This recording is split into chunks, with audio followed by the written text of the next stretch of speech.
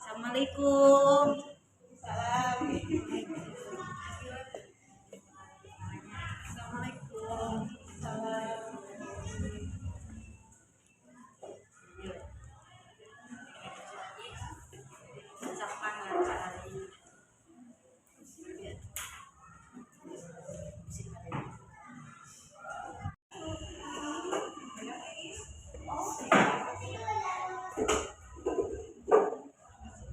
Puji dan syukur kita panjatkan kehadirat Allah Subhanahu wa Ta'ala, karena atas kasih-Nya kita dapat berkumpul di sini pada kesempatan hari ini dalam kegiatan diseminasi budaya positif di lingkungan SDN 1 Pakuwon Garut Kota dengan keadaan sehat walafiat. Kita junjungan kita Nabi Muhammad SAW. Kepada Ibu Kepala Sekolah SDN 1 Pakuwon, Ibu Suryati SPDSD yang saya hormati, kepada Ibu dan Bapak Guru SDN 1 Pakuwon yang saya hormati, terima kasih telah menghadiri kegiatan ini lancar dan diridhoi oleh Allah Subhanahu wa Ta'ala. Untuk mengawali kegiatan ini, mari kita mengucapkan Bismillahirrahmanirrahim. Yang kedua, menyanyikan lagu wajib Indonesia Raya. Yang ketiga, sambutan dari Kepala Sekolah SDN 1 Pakuwon. Yang keenam, diskusi dan tanya jawab. Yang ketujuh, refleksi. Kedelapan, doa dan penutup. Yang kesembilan, foto bersama.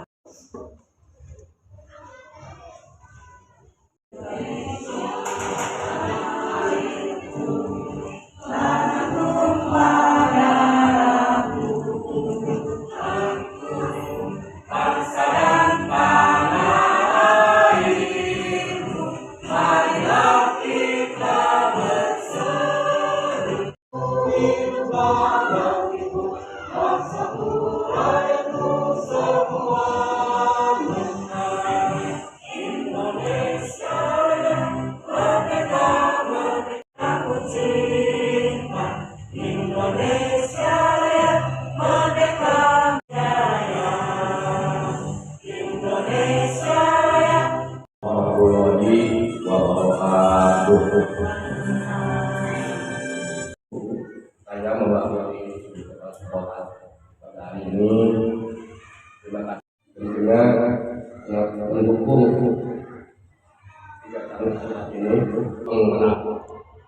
Yang alhamdulillah salah satu guru STN 1 Pakuwon ini di Boyolali, salah satu alhamdulillah dipanggil oleh pemerintah negara mengikuti calon penggerak angkatan ke-8.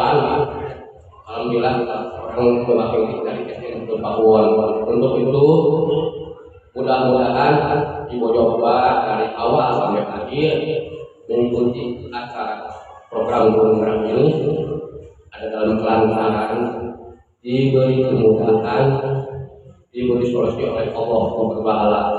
Mudah-mudahan Ibu Jopla kedepannya menjadi salah satu guru yang lebih profesional, guru yang lebih berkualitas. Semoga ini pembelajaran pendidikan dapat lebih meningkat, umumnya pendidikan kualitas pendidikan di Kabupaten Garut. Dan selanjutnya kepada guru-guru lainnya, saya mewakili Ibu Kepala Sekolah mendukung kepada yang lainnya mengikuti Ibu Yopa menjadi salah satu calon guru penggerak untuk mengikuti guru penggerak. Dan yang terakhir, kami selaku Muhammad Suryadi yang telah memberikan sambutan. Untuk selanjutnya ice breaking yang akan dipimpin oleh Ibu Yoma Anugrah. Waktu dan tempatnya silakan.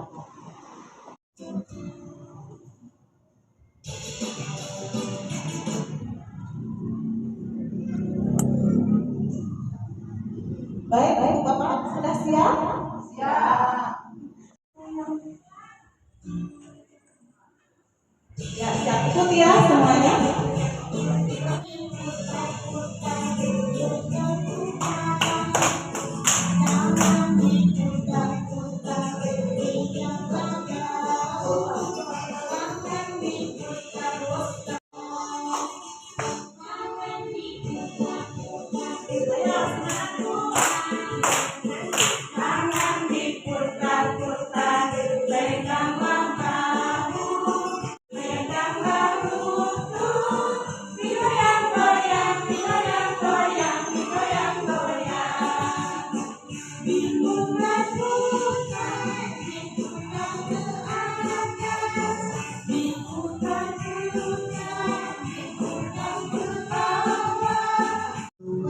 Yuk yang semangat Ibu Bapak. Biar kita fokus ya pada materi yang akan diberikan.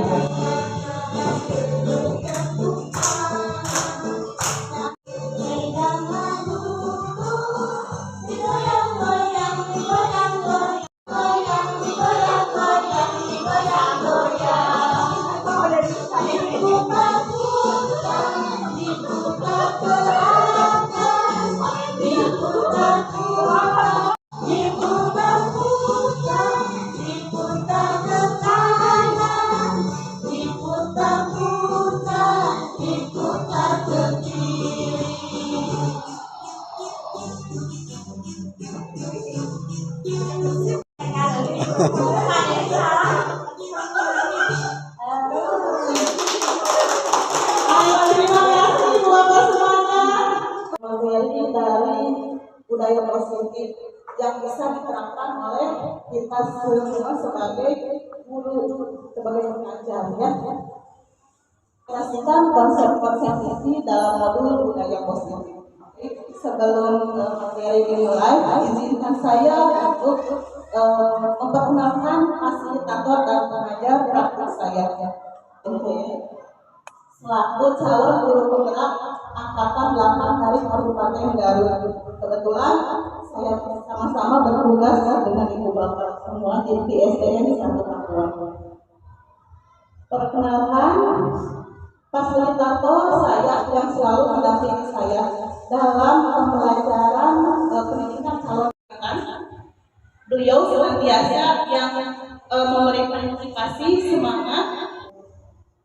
Beliau adalah seorang guru olahraga, sekaligus beliau adalah seorang dosen. Kemudian pengajar praktik saya Garut Kota. Baik, selanjutnya bagaimana kondisi sekolah kita saat ini? Pertama, bagaimana suasana? Mungkin ini bisa membuahkan seandainya suasana pelajaran di kelas kita, sekolah kita, pelajaran kita akan berdampak pula pada peserta didik kita. Coba saya mau tanya.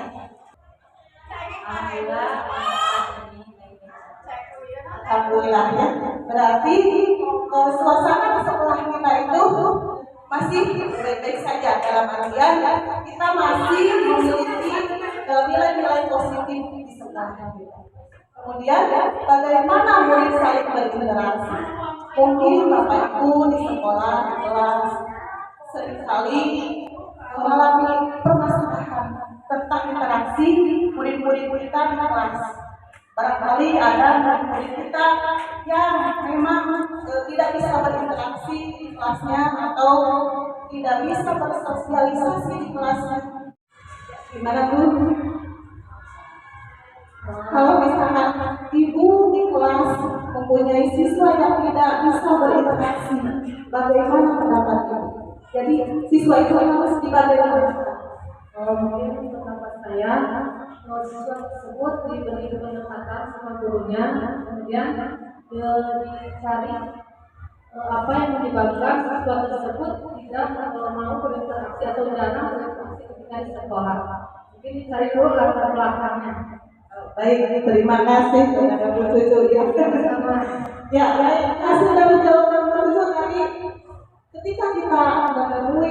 peserta didik yang memang sulit berinteraksi, berarti kita harus mencari solusi, mengidentifikasi apa penyebab dari siswa tersebut tidak bisa berinteraksi dengan teman-teman.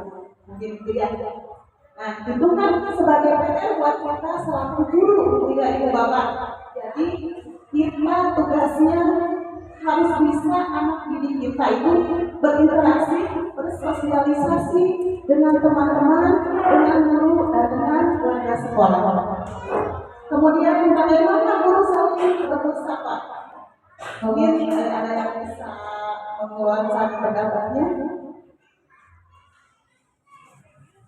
Di mana kondisi sekolah kita, apakah guru bisa saling bertegur sapa dengan baik, atau mungkin ada seorang guru yang tidak bisa berinteraksi dengan guru lain karena ada permasalahan tertentu. Kita memang komunikasi dengan guru-guru, dengan kepala sekolah, kita berjalan dengan aktif, dengan apresiatif gitu ya. Alhamdulillah tidak ada satu orang masalah yang mempunyai masalah kepada guru lain ataupun dengan kepala sekolah.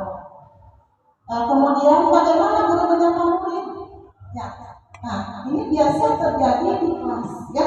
Bagaimana kita selaku guru untuk menyapa secara halus, sopan santun, secara keibuan ya. Kalau kita kan seorang ibu, berarti kalau di kelas kita, berarti kita kalau misalkan menyapa guru itu tidak bagaimana ya. Nah, jadi kita selaku guru harus setiap hari senantiasa menyapa peserta didik kita ya, bagaimana keadaannya, bagaimana menanyakan kabarnya dan lain sebagainya. Kita mendapati peserta didik kita untuk atau mempunyai masalah dengan teman-teman, bagaimana mereka mencari solusi dalam konflik tersebut. Nah, mungkin kalau peserta didik biasanya ibu bapak yang kami pasea ya, kalau bertengkar biasanya tidak mau ada yang mengalah. Berarti di sisi lain kita sebagai guru harus berperan ya, berperan aktif dalam mencari solusi di antara konflik yang ada di kelas kita, yang ada di antara murid-murid kita. Kemudian di sini ada pertanyaan penting Bapak Ibu ya. Apa pentingnya menciptakan suasana positif di lingkungan sekolah kita? Ya. Jadi sekolah kita itu harus menciptakan suasana positif di lingkungan sekolah. Kita selaku guru, pemimpin pembelajaran harus senantiasa menciptakan suasana positif di sekolah, baik di kelas maupun dengan lingkungan kita di SD Pakuan 1 ini. Nah, bagaimana kita menciptakan suasana yang positif agar kesejahteraan mental semua warga sekolah kita itu bisa sehat? Ya. Coba ibu bayangkan, kalau seandainya di kelas kita ada siswa yang memang punya permasalahan, otomatis ketika dalam pembelajaran di kelas, peserta didik kita tidak akan bisa fokus, tidak bisa berinteraksi dengan peserta didik lain, tidak bisa terlibat aktif di dalam pembelajaran. Jadi kita selaku guru sangat penting sekali menciptakan suasana positif di kelas. Kemudian pentingnya untuk apa? Yang kedua, untuk menjalin hubungan yang sehat. Bagaimana kita menjalin sifat atau nilai-nilai positif yang ada di sekolah kita?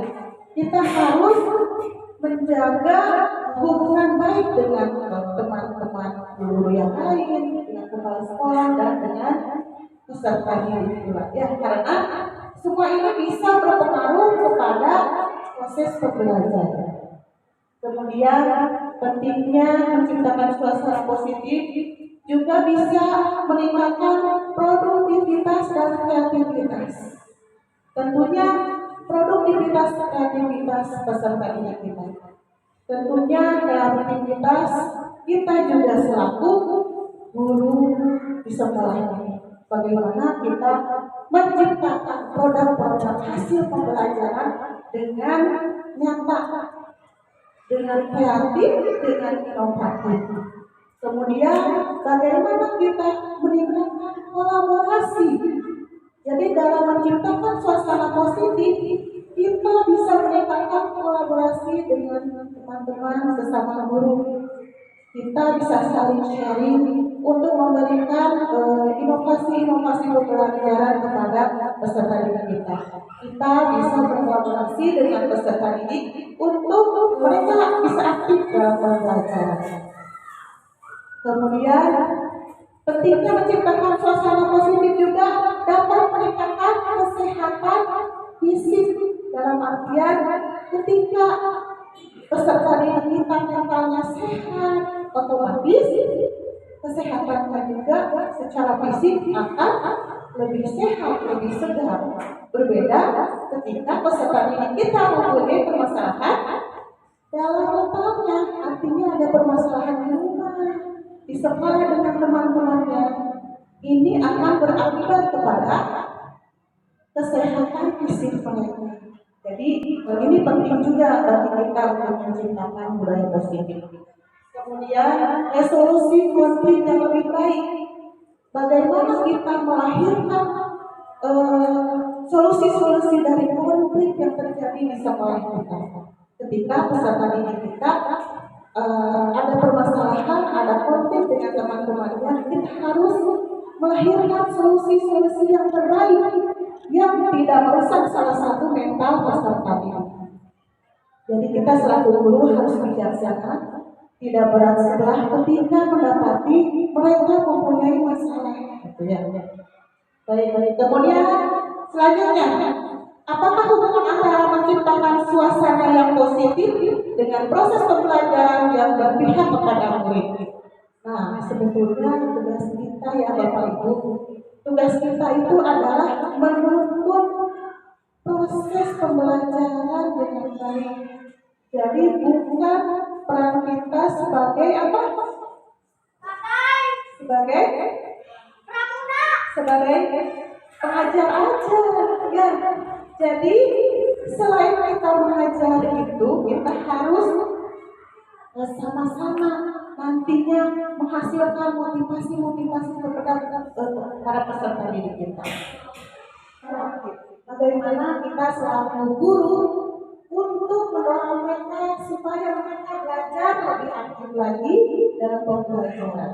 Ketika peserta didik ada yang tidak mampu berinteraksi dengan kelompoknya, dalam artian banyak peserta didik kita atau ada salah seorang peserta didik kita yang tidak bisa berinteraksi dengan temannya ketika berkelompok karena dia menyadari punya kekurangan dirinya. Nah, di sini tugas kita adalah mendorong mereka untuk senantiasa aktif dalam pembelajaran. Kemudian mengembangkan keterampilan sosial, di mana itu juga ada peran kita sebagai guru untuk mengembangkan keterampilan sosial, di mana mereka harus bisa berinteraksi kepada warga sekolah lain, kepada teman-teman yang lain, agar mereka bisa sehat mentalnya, tidak terganggu ketika ada masalah mereka buruk. Nah, itu tugas kita yang untuk mereka. Kemudian meningkatkan persepsi diri, cara pandang kita, cara kita pendekatan terhadap proses pembelajaran yang akan kita lakukan. Coba saya mau tanya Ibu Bapak Guru, tugas kita itu apa ya sehari-hari?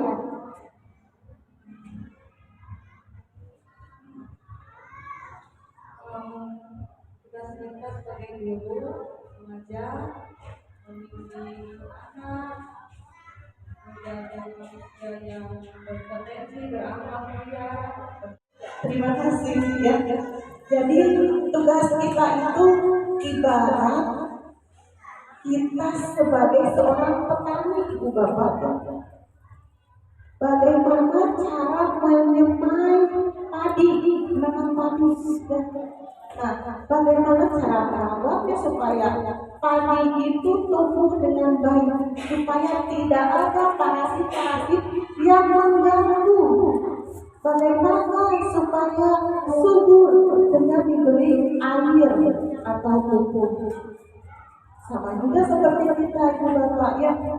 Jadi peran kita itu di sekolah hanya menuntun Bapak Ibu ya. Menuntut mereka untuk tumbuh kembang, menuntut mereka bagaimana caranya menghasilkan bibit-bibit unggul ke depannya untuk masa depan yang lebih baik lagi. Nah, perubahan paradigma belajar ini bertujuan untuk mengikuti perkembangan zaman. Bagaimana Ki Haja Dewantara mencetuskan bahwa pembelajaran itu harus mengikuti zaman, harus sesuai zamannya. Tentunya Ibu Bapak juga sama merasakan proses-proses perubahan pembelajaran. Dari sejak dulu mungkin Bapak Ibu sejak TK, SD, SMP, SMA hingga sekarang kita sebagai guru. Tentunya perubahan perkembangan zaman selalu mengikuti pendidikan. Intinya kita tidak boleh ketinggalan zaman. Kemudian perubahan paradigma belajar saat ini. Yang pertama perubahannya yaitu pembelajaran tradisional ke aktif. Apa maksudnya Ibu Bapak? Nah, pembelajaran tradisional ke aktif itu dari dulunya pembelajaran klasikal yang biasa digunakan atau dilaksanakan oleh guru-guru zaman dulu ya. Nah, sekarang mereka peserta didik harus lebih aktif lagi dalam pembelajaran. Kalau dulu secara pembelajaran dulu peserta didik itu hanya memperhatikan saja. Tetapi saat ini kita harus mengubah semua pembelajaran itu dari tradisional ke aktif. Kemudian yang kedua, pemanfaatan teknologi dalam pembelajaran. Ini kita selaku guru tentunya menyesuaikan dengan perkembangan zaman, kita harus memanfaatkan teknologi dalam pembelajaran. Dalam artian kita tidak monoton, kita tidak mengajar melalui buku saja, tetapi kita menggunakan teknologi-teknologi yang dapat dimanfaatkan untuk pembelajaran. Membantu mereka peserta didik untuk memahami semua pembelajaran. Kemudian yang keempat, yang ketiga, dari pendidikan tertutup ke pendidikan terbuka. Apa maksudnya?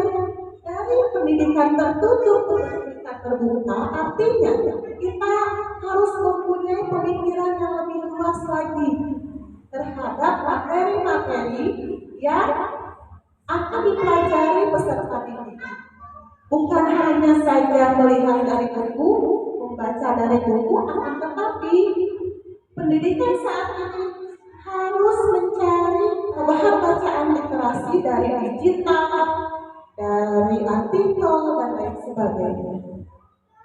Kemudian yang keempat, pengembangan keterampilan abad 21. Bagaimana kita menciptakan pembelajaran dengan menghasilkan keterampilan abad 21, keterampilan dengan secara kreatif mereka menggunakan teknologi. Kemudian mereka bisa menghasilkan pemikiran-pemikiran yang kritis. Jadi berpikir kritis bagaimana mencari solusi pemahaman mereka, membentuk pemahaman sendiri dan lain sebagainya. Ya, barangkali saatnya kita untuk berpasangan. Nah, ya karena tadi sudah dijemput, sekarang kita tugasnya berpasangan. Ibu Bapak diminta untuk berpasangan. Bisa berdiri boleh.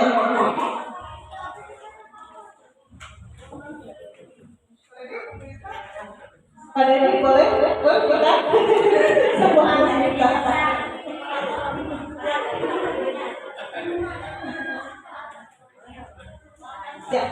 Sudah berpasangan ya. Nah,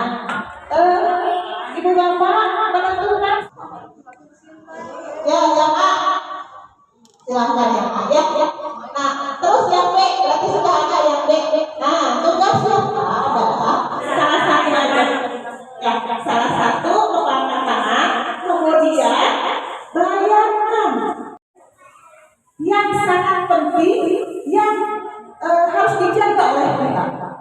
Tangan yang ya dengan boleh merujuk, merayu, kemudian happy, bisa mengintimidasi, bisa memarahi. Bagaimana cara kita menjaga kepala tangan yang sangat berharga ini? Ya, bisa membujuk supaya tangannya bisa terbuka, bisa menghadir dalam artian nyarekan. Ya, yang hadir nyarekan. Jadi bisa nyarekan, bisa menawari dengan ya. Gimana Bapak Ibu? Ya, silakan. Tugasnya adalah menjaga tangan yang dengan berbagai cara. Silakan, bebas. Yang harus Ibu Soleh, kita buat uang ya di sana. Bukan baik orangnya. Nanti dikelitik-kelitik. Berarti ada.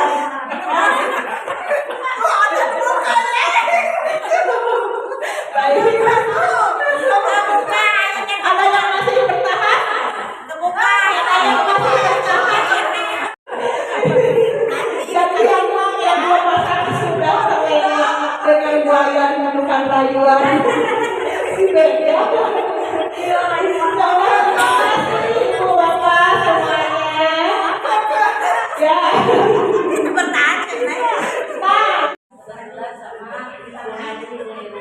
Yang soleh cantik penuh dengan rayuan anggun beda yang ada langsung dibuka anak soleh soleh ya sama itu. Waalaikumsalam, terima kasih ya. Jadi sudah berhasil untuk membuka tangan kepala Ibu Dewi ya. Berarti Ibu Dewi sudah kalah. Kemudian yang B gimana? Bisa diungkapkan? Alhamdulillah, memang susah, tapi akhirnya bisa dibuka dengan berbagai usaha dan berbagai cara akhirnya bisa dibuka. Terima kasih. Tepuk tangan untuk kita semuanya. Ya, dalam diri kita untuk seseorang karena apa? Merdeka, karena diceraikan. Ya, mungkin bervariasi tadi ya. Kemudian yang kedua, apakah Anda tetap menutup kepala tangan Anda? Nah, sekarang berarti mau tanya ke yang A. Bagaimana yang A?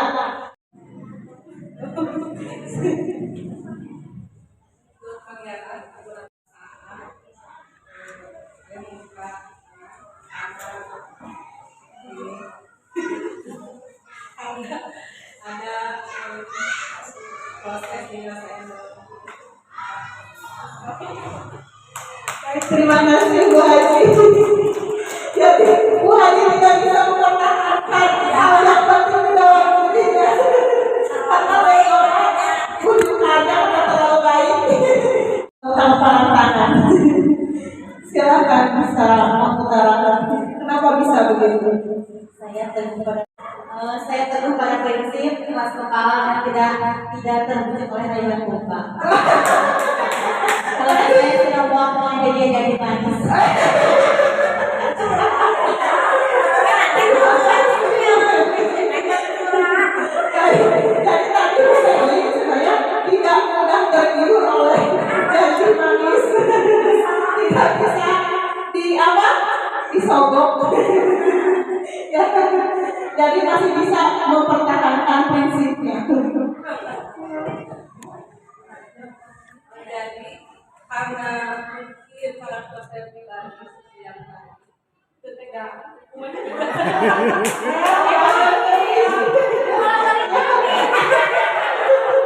tidak mereka betul-betul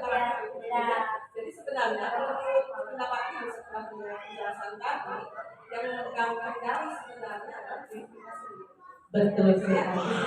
jadi saya setuju dengan pendapat tadi Bu Meli bahwa pendirian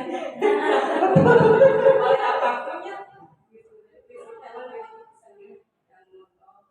Ya. Baik, terima kasih Bu Haji. Tepuk tangan buat Bu Haji.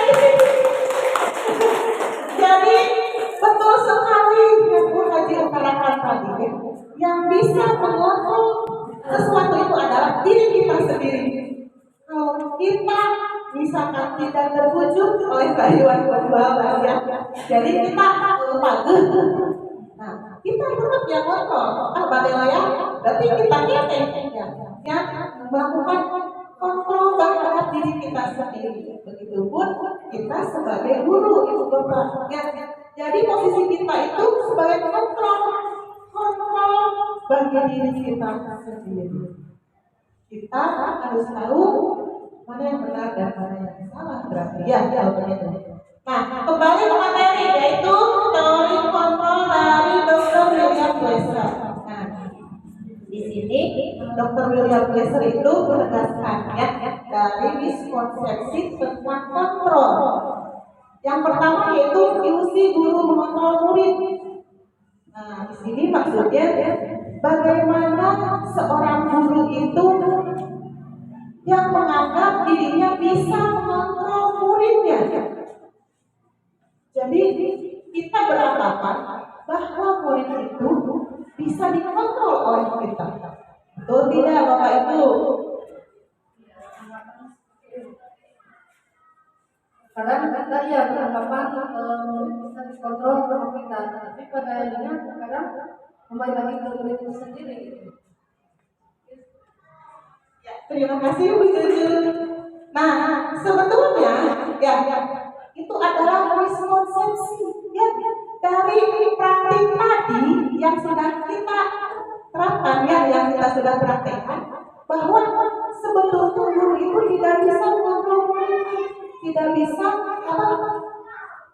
sebagai kontrol, tapi peserta didik sendiri yang bisa mengontrol diri sendiri. Cuma tugas kita itu adalah mengarahkan. Itu ya Bapak Ibu.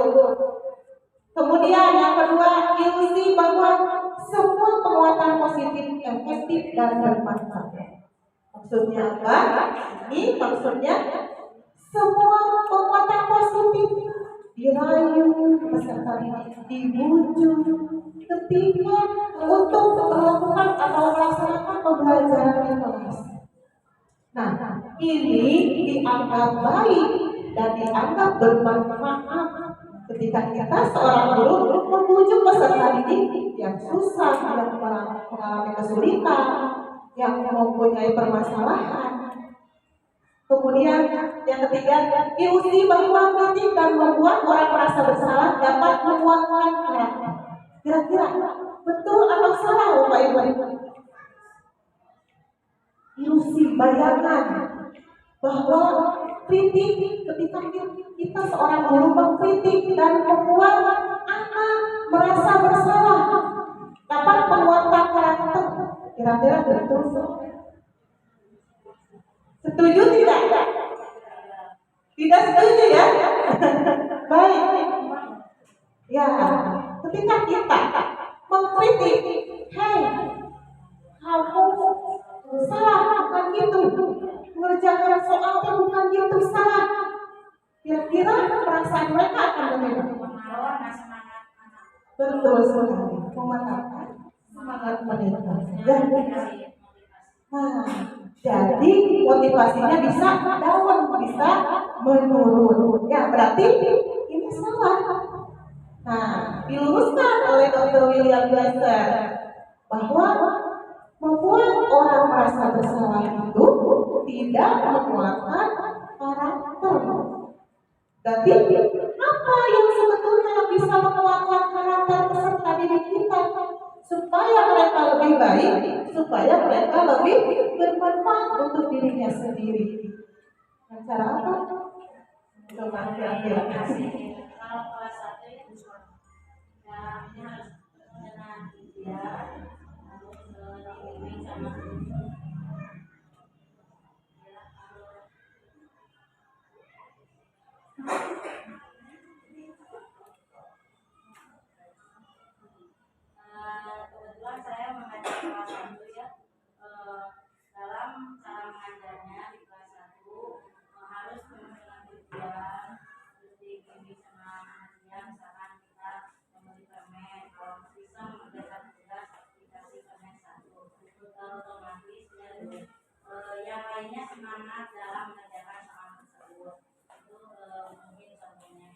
Baik, terima kasih Bu Ili.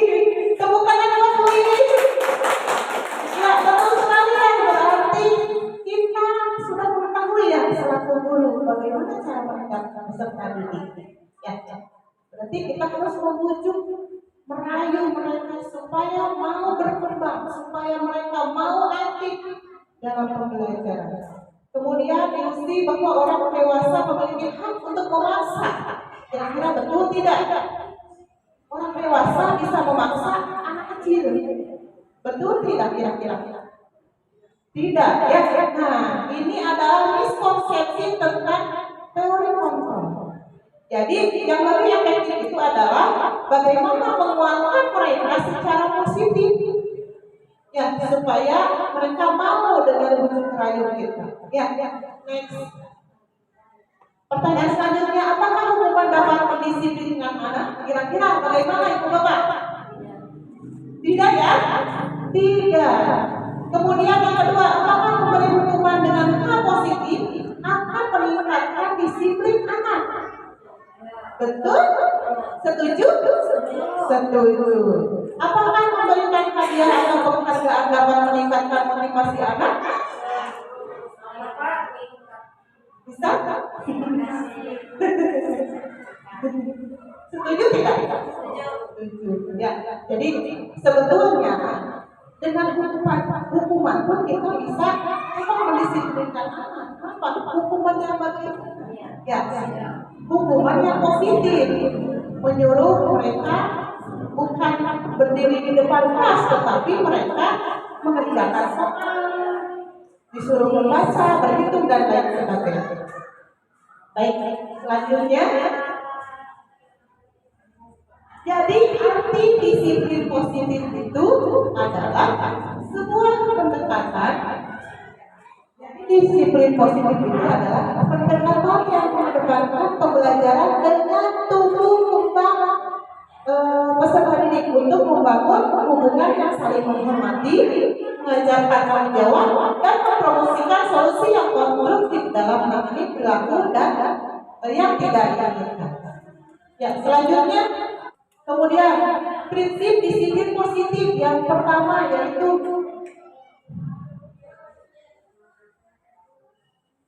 yang pertama mengajarkan keterampilan sosial. Bagaimana mendisiplinkan anak dengan cara mereka bisa berinteraksi secara sosial dengan teman-teman dan warga sekolah lainnya. Kemudian yang kedua yaitu memahami dan belajar dari kesalahan. Pertama yaitu menghindari ketidaknyamanan. Bagaimana mereka menghindari ketidaknyamanan dalam pembelajaran. Kemudian mendapatkan imbalan dan penghargaan. Biasanya motivasi yang mana biasanya? Motivasi menghindari hukuman. Biasanya peserta didik karena takut dihukum, mereka terpaksa belajar, mereka terpaksa mengerjakan PR. Nilai kebajikan apa saja yang bisa diterapkan pada murid? Kita harus menanamkan nilai kebajikan, kebaikan, bahwa mereka itu jangan takut karena mereka takut dihukum dalam mengerjakan soal. Tapi mereka harus menyadari bahwa belajar itu sangat penting bagi mereka. Kemudian ada kebutuhan dasar manusia. Yang pertama yaitu bertahan hidup. Kemudian yang kedua kasih sayang dan rasa diterima. Bagaimana mereka ingin diberi kasih sayang oleh kita sebagai guru ataupun orang tua mereka. Kemudian kebutuhan dasar yaitu kebebasan, penguasaan dan kesenangan. Ya. Di sini ada posisi kontrol restitusi. Yang pertama yaitu penghukum, yang kedua membuat merasa bersalah, kemudian yang ketiga teman, keempat pemantau, dan yang kelima manajer. Penghukum, bagaimana kita di kelas posisi kita sebagai penghukum dengan mengatakan patuhi aturan saya, awas kalau tidak. Itu berarti kita posisinya sebagai penghukum. Kamu selalu saja salah dalam mengerjakan soal. Itu posisi kita sebagai penghukum. Penghukum ketika kita bicara seperti itu selalu pasti selalu yang terakhir. Kamu pasti selalu yang terakhir. Itu kita posisinya penghukum. Kemudian membuat merasa bersalah. Ibu sangat kecewa sekali dengan kamu. Kira-kira kalau mereka yang merasa bersalah akan bagaimana? Akan sedih, ya, akan tidak bisa mengontrol emosi mereka sekalian. Kemudian kita posisi sebagai teman, ayo bantulah demi Bapak ya. Ketika kita bicara seperti itu, mereka akan merasa kuat, mereka akan merasa tidak disalahkan. Ayo ingat, tidak bantuan Bapak selama ini. Ya sudah, kali ini tidak apa-apa, nanti Ibu bantu bereskan. Ketika mereka punya masalah, kita sebagai teman ingin membantu membereskan. Kemudian sebagai pemantau, peraturannya apa? Kita bertanya kepada peserta didik, peraturan yang dilanggar itu apa? Apa yang telah kamu lakukan hari ini? Sanksi apa, konsekuensinya apa? Kamu sudah melakukan hal tersebut. Itu kita sebagai pemantau. Kemudian sebagai manajer, apa yang kita yakini? Apakah kamu meyakininya? Kemudian jika kamu meyakininya, apakah kamu bersedia memperbaikinya? Jika kamu memperbaiki ini, hal ini menunjukkan apa tentang dirimu? Dan apa rencana kamu untuk memperbaiki hal ini? Jadi menurut Bapak Ibu, posisi mana yang lebih bagus untuk peserta didik?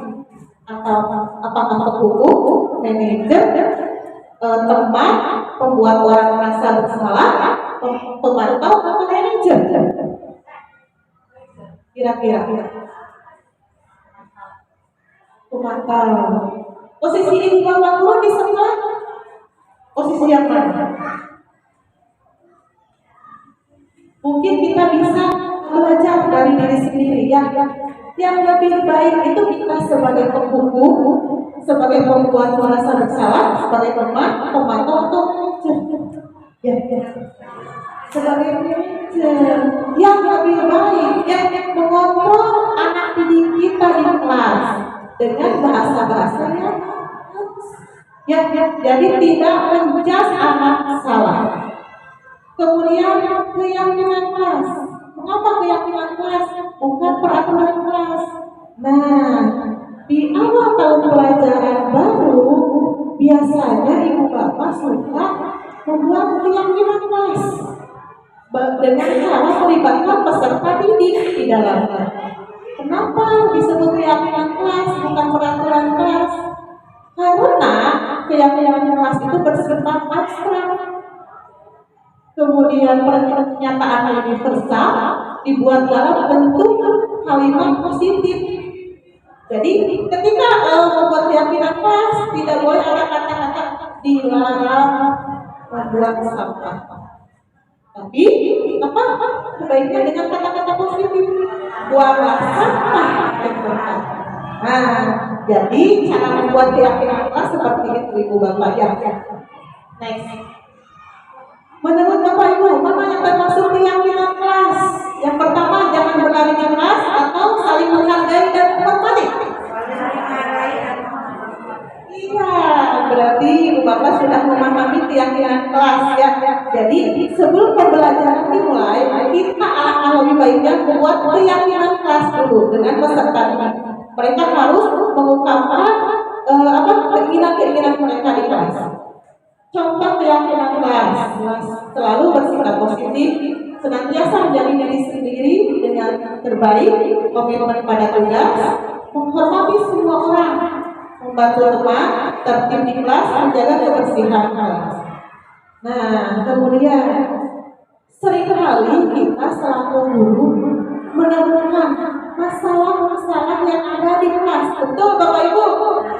Betul ya, di kelas. Nah, bagaimana cara solusi yang terbaik dalam menangani anak ketika mereka mempunyai masalah baik dengan dirinya sendiri, dengan teman sekelasnya, ataupun dengan guru warga lain?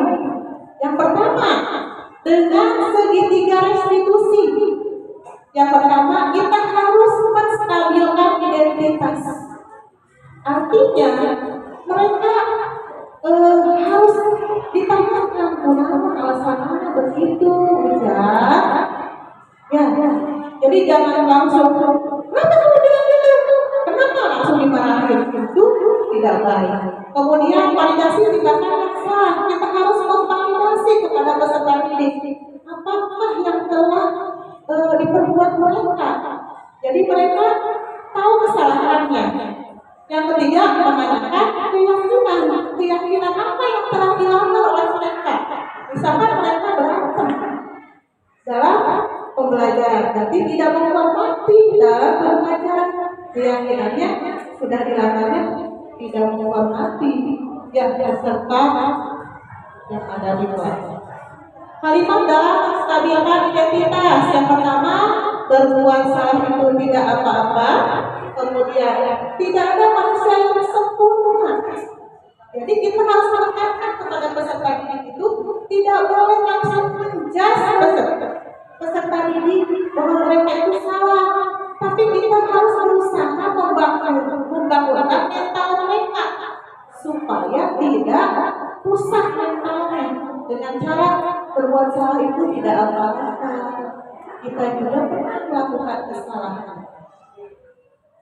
Saya juga pernah melakukan kesalahan. Kita bisa menyelesaikan ini. Kemudian kamu pernah merasa begitu? Apakah kamu sudah menjadi teman yang baik buat dirimu sendiri? Jadi ketika peserta didik mengalami permasalahan, kita harus menstabilkan identitas. Ya, selanjutnya memvalidasi tindakan. Bagaimana kata-katanya? Nah, ini kamu pasti punya alasan kenapa melakukan hal itu. Jadi kita tanya kepada peserta didik, kamu kan kenapa bisa melakukan seperti itu? Keyakinan apa yang kamu telah percayai? Kamu melakukan itu, jangan kamu kan salah. Jadi bukan begitu. Tapi kita harus menanyakan dulu kepada peserta didik, benar begitu, begitu ya, Bapak. Ya, next.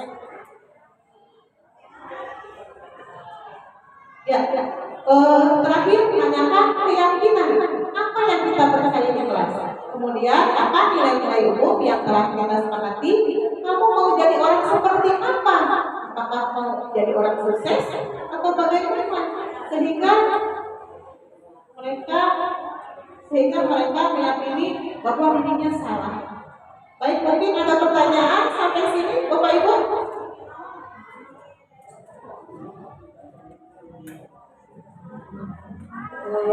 Berantem. Yang saya tanyakan, bagaimana contoh penerapan implementasi pemecahan kasus yang biasa terjadi di kelas? Ya, baik. Terus bisa memecahkan suatu masalah terhadap peserta didik kita dengan cara apa? Tadi menstabilkan identitas, validasi tindakan, dan menanyakan keyakinan. Mungkin Ibu bisa lihat, kita sama-sama melihat video yang ada di sini. Ini merupakan contoh. Ini merupakan contoh.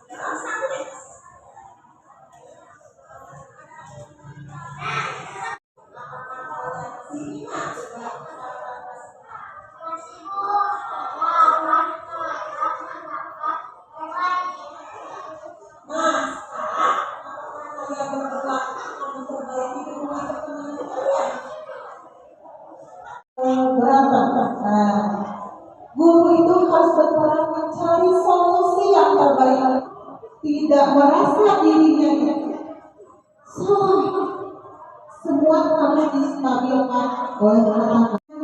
lebih memecah, jangan ada mereka yang egonya lebih tinggi, tapi kita tugasnya untuk berusaha di kelas masing-masing. Sekian, wassalamualaikum warahmatullahi wabarakatuh.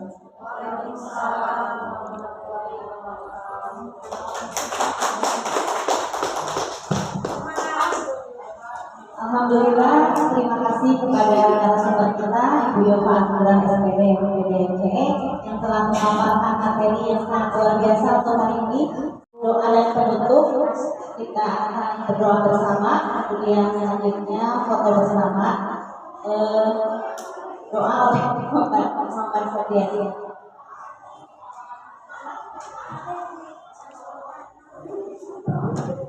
Bapak Ibu, kepada kita